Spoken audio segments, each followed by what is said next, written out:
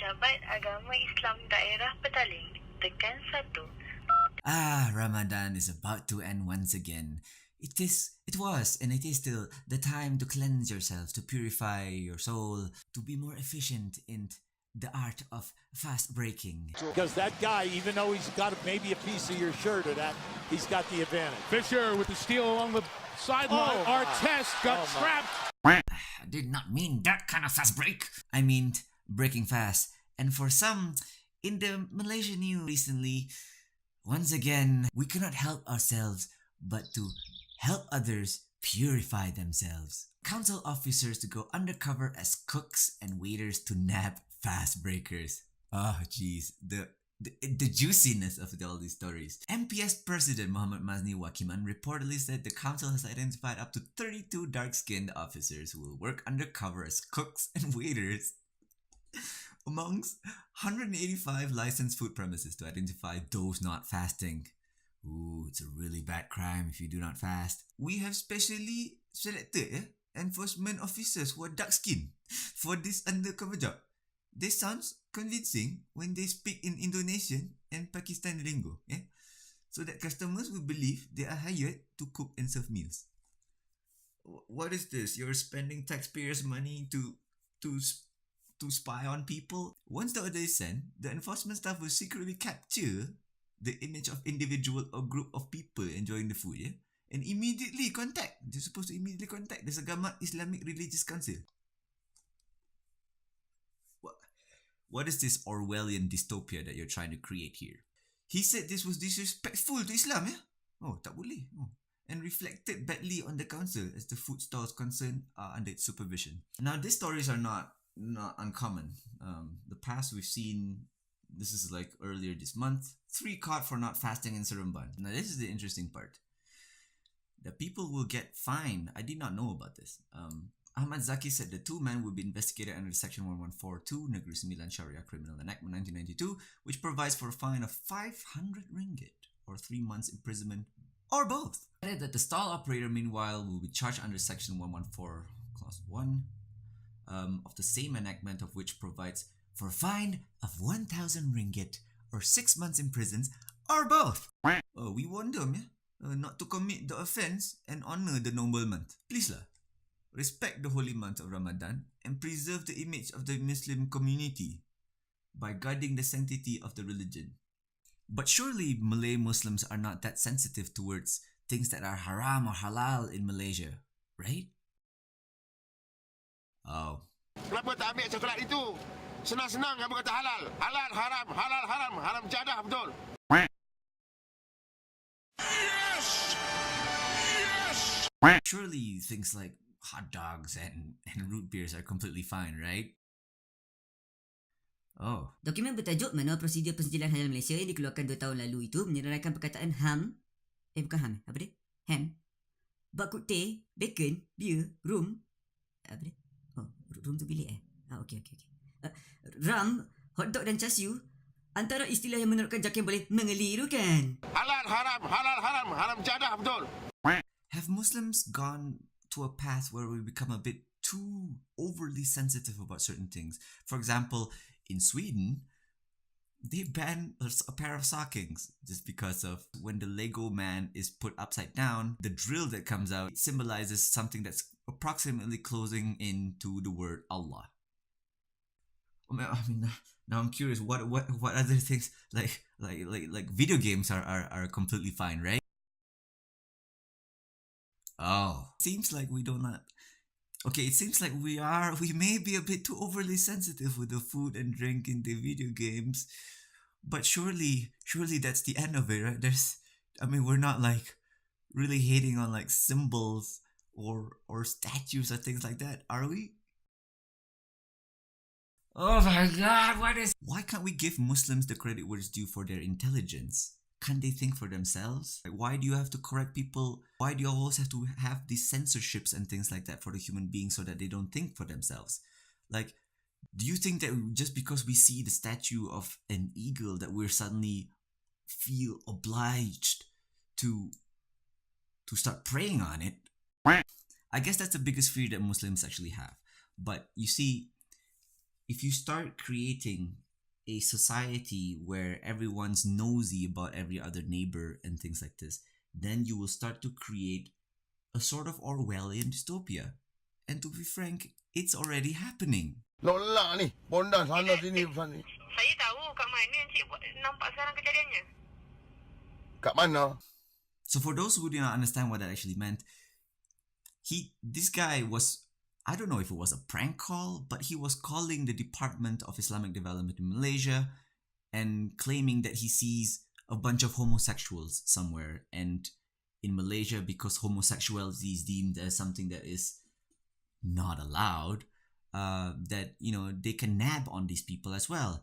So you're creating foot soldiers who are, you know, bit of stool pigeons who are basically ratting out on other people who might have their own struggles that you do not know about. You're breeding a culture which is divisive, nosy, and you're creating a dystopia in Malaysia, basically.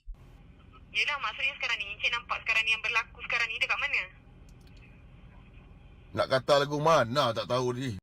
But surely the casual civilian reporting to the Department of Islamic Development stops only at food, drinks, video games, building structures, and homosexuals. I mean, you don't.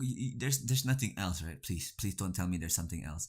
It's not like you're gonna come barging into someone's house if they're having, let's say, I don't know, premarital sex or something like that, right?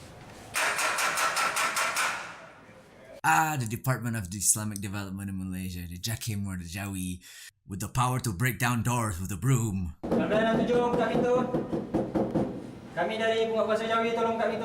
Okay, now let's use that broom to peek into someone's window and invade their privacy. Tolong buka pintu.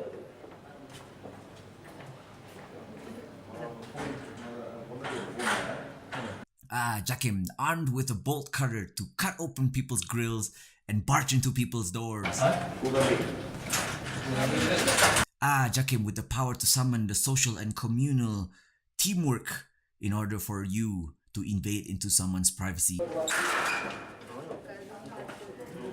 and someone's home. Our house is not a castle, it's a home.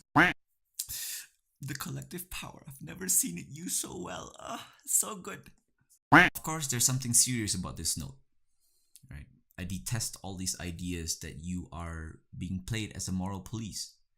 Now, if you try to put religion into the hands of human beings, it's a big downfall for a lot of things. Give that moral authority to human beings where the possession of that moral authority actually belongs to some higher power or God. You know, that's just wrong. So if you want to, you know, religion is always one of the things that we do not really talk about. In Malaysia, you know, people just do whatever it is that everyone else is doing, and we do not question things. And there's merit to that. We do not criticize and we do not question religion too much because we do not want to get into, again, to the plethora of troubleness of, for example, the transgender rights or abortions or all these things which are really, really difficult to solve once you've opened up or you make laws that allow for those kinds of things. But if there was any attempt to rationalize religion, it would have been coming from one of the youngest sciences that we have in our world today, which is psychology. One of the most brilliant minds in the fields of psychology is Sigmund Freud.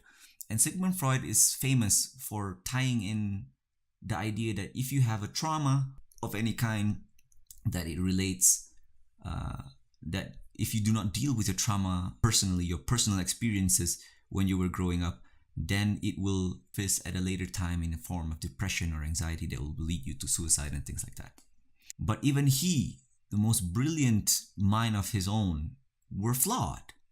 You know, from the beginning I had a reservatio mentalis. I couldn't agree with quite a number of his ideas. Which ones in particular?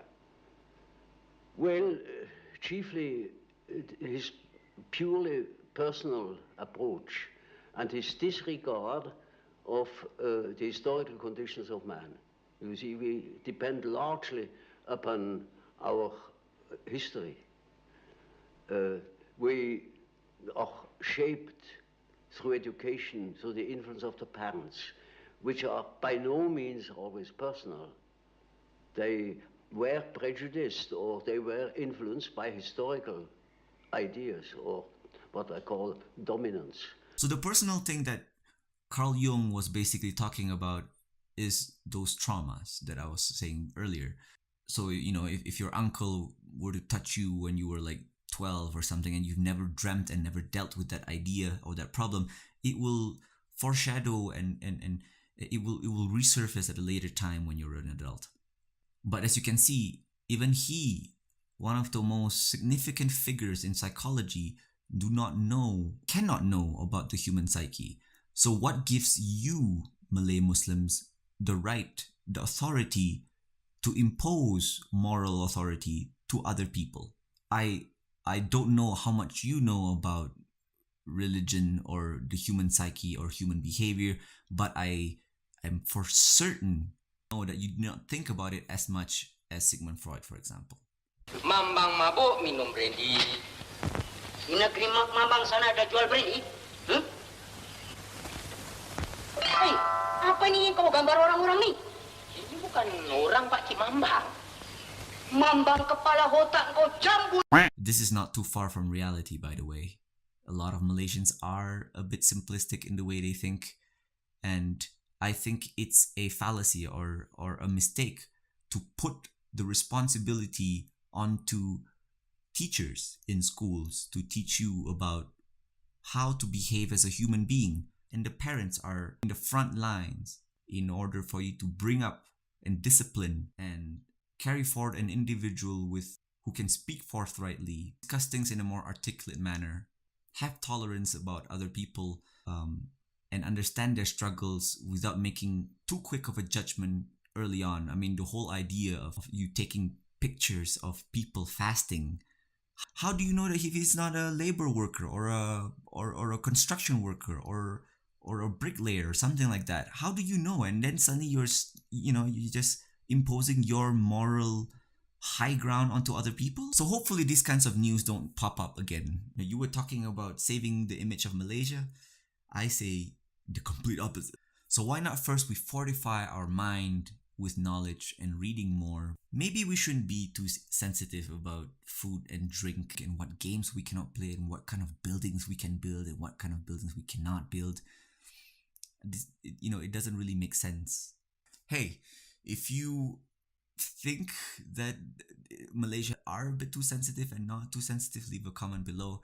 And if you haven't done yet, hit subscribe and the notification bell, because then you get more of these kinds of stories about Malaysia. All right, peace.